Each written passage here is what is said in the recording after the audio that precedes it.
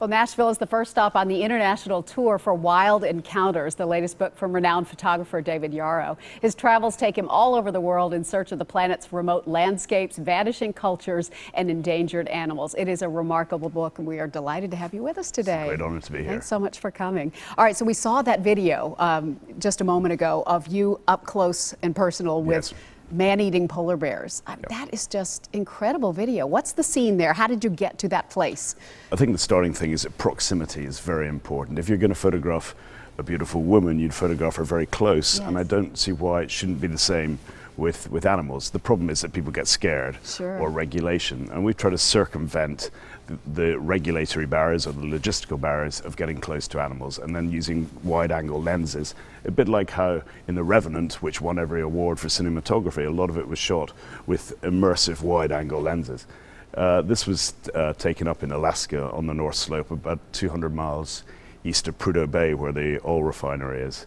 And we knew that the bears in September behaved slightly differently because the Inuits were bringing whales in. And there was a sense of collaboration between the Inuit community and the polar bears that manifested itself in their predatory instincts being suppressed for a period of time. There was still an element of chance in it, because we can't really ask the polar bear how he's feeling at this moment in time. But also perhaps the video clip makes it look as if he could pounce at any time on me, and we were in a very small boat, so it would have been quite a big jump from a starting point for him to get me. But I had the comfort of being with Inuits who are very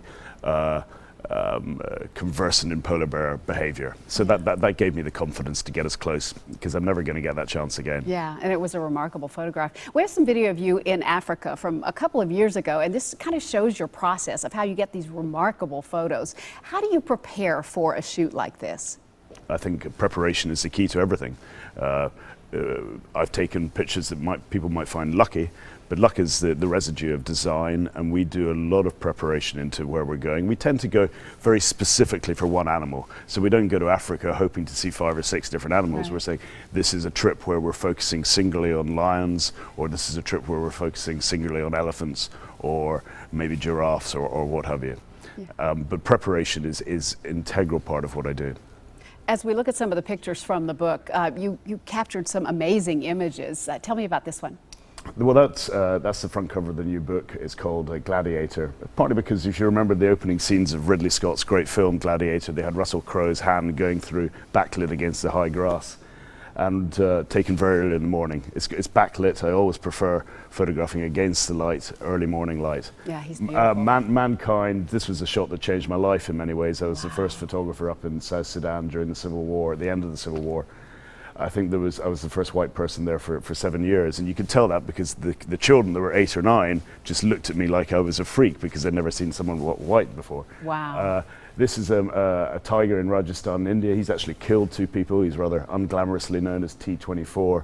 I was very lucky to get him backlit in a watering hole. You call him the killer. Yeah, he's called the killer. Yeah. This is a picture, has a wonderful serenity to it. The composition is a gift from someone above, but it all just falls together in an incredible way. It's a raw elemental place, Amboseli, and it's the best place in the world to photograph elephants. This is called The Puzzle, and you can see why. Yeah, I mean, interior dezigners love this picture. I'm fond of it, but I'm fonder of others, but I can see why it works well in any room. Zebras are very skittish, so I was lucky to get that close. That really is amazing. All right, so folks have a chance to meet you tomorrow. You're going to be doing a lecture, so I assume you talk about your process and how you put all this together. Well, we've got 15 shows around the world, and starting with Nashville, and it's a great thrill to be starting our worldwide tour in Nashville, and then we move on to Belgium next week, and Holland and London, and then we come back to many different places here. Well, we are honored that you started with us. That's great. That's great. Prince William writes the foreword to your book too. That's another fascinating element to this book. Yes, very kind of him, and in return, the royalties are all going back into conservation in Africa, which is important. So there's a conservation message there as well. That's great. Thanks so much for being with us today. We appreciate it. Pleasure. The book is called Wild Encounters. You can meet David at Tinney Contemporary Gallery tomorrow at 2 for a lecture, Q&A, and book signing. Later that evening, his work's going to be on display as part of the first Saturday Art Crawl. You can see it at Tinney Gallery throughout the month of October.